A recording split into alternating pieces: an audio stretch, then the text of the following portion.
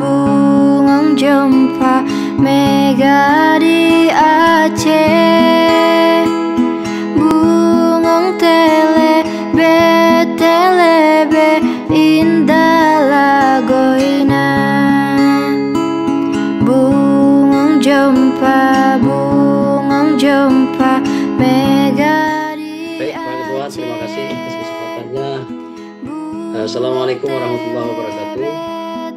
Bapak-bapak dari Kabupaten Wonogiri, perkenalkan nama saya Muharram. Saat ini menjabat sebagai Kepala Dinas Pekerjaan Umum dan Perumahan Rakyat di Kota Langsa, Provinsi Aceh. Demikian, saya kembali Pak Ketua. Bismillahirrahmanirrahim. Assalamualaikum warahmatullahi wabarakatuh. Waalaikumsalam. Selamat siang, salam sejahtera buat kita semuanya. Yang kami hormati seluruh peserta Diklat PIM 2 Angkatan ke-13 tahun 2021, dan kita mengawali kegiatan visitasi secara virtual. Kegiatan visitasi ini dalam rangka sharing. Dalam kegiatan ini kami akan ada 3 pemapar. Yang pertama kami mohonkan terkait dengan kegiatan refocusing program dan kegiatan di Kabupaten Wonogiri. Yang kedua, inovasi tata kelola pendapatan dan refocusing kegiatan dan realokasi anggaran dari BPKD. Selanjutnya, aplikasi dalam rangka mendukung kegiatan untuk baik reformasi birokrasi maupun terkait dengan kegiatan yang dilaksanakan, utamanya aplikasi Sitampan dan Hendirku akan kami sampaikan sendiri. Ini yang saya tanyakan. Jadi terkait dengan Sitampan dan terkait dengan DAU menurun, tapi Bupati bisa meningkatkan inovasi-inovasi. Yang perlu kami tanyakan, bagaimana strategi kebijakan Bupati untuk menumbuhkan banyaknya inovasi-inovasi pemerintahan di Kabupaten Wonogiri. Demikian, terima kasih. Assalamualaikum warahmatullahi wabarakatuh. Selanjutnya kepada Pak Andri tadi. Ada juga Pak Andri masih di sini, Pak Andri. Ya, terima kasih Pak Sek. Ketua. Ya, silakan, Andri. Langsung saja mungkin. Yang pertama, menggarisbawahi apa yang disampaikan oleh Pak Noli tadi. Saya tertarik mengenai refocusing yang dilakukan sebelum COVID begitu. Nah, kalau Pak Noli tadi strategi apa? Kalau saya menanyakan strategi marketingnya bagaimana gitu. Karena meyakinkan DPRD tentang refocusing ini sangat susah sekali. Apalagi itu menyangkut dengan hak-haknya. Termasuk meyakinkan semua ASN gitu. Ya kan? Ini juga menyangkut hak-haknya.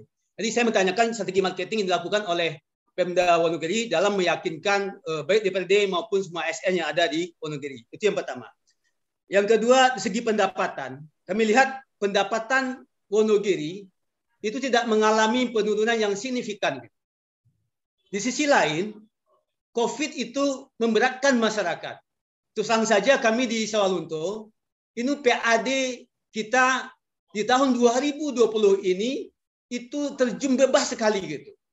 Masyarakat menolak untuk membayar pajak PBB, menolak membayar retribusi rumah makan dan sebagainya, pajak hotel restoran dan sebagainya gitu. Tapi Pemkab Wonogiri itu bisa mempertahankan pendapatannya gitu. Kami ingin tahu strategi apa yang dilakukan oleh Pemkab Wonogiri dalam tetap mempertahankan pendapatan asli daerahnya. Itu yang kedua.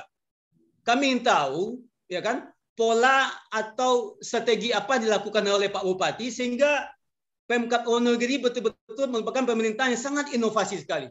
Nah, kami ingin tahu gitu kan, tentu Bapak Kepala PD merasakan bagaimana pola Pak Bupati dalam melaksanakan pemerintahan di Kabupaten Wonogiri. Itu saja mungkin. Terima kasih Pak Ketua. Assalamualaikum warahmatullahi wabarakatuh.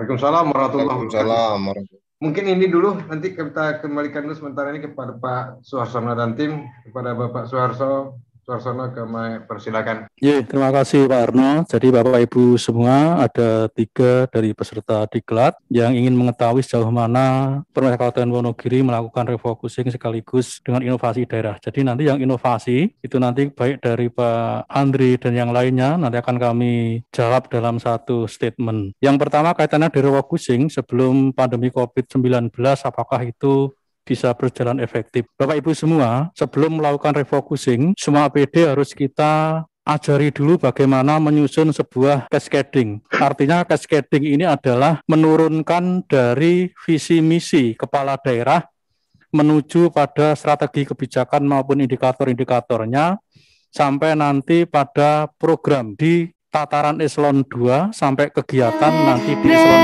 4.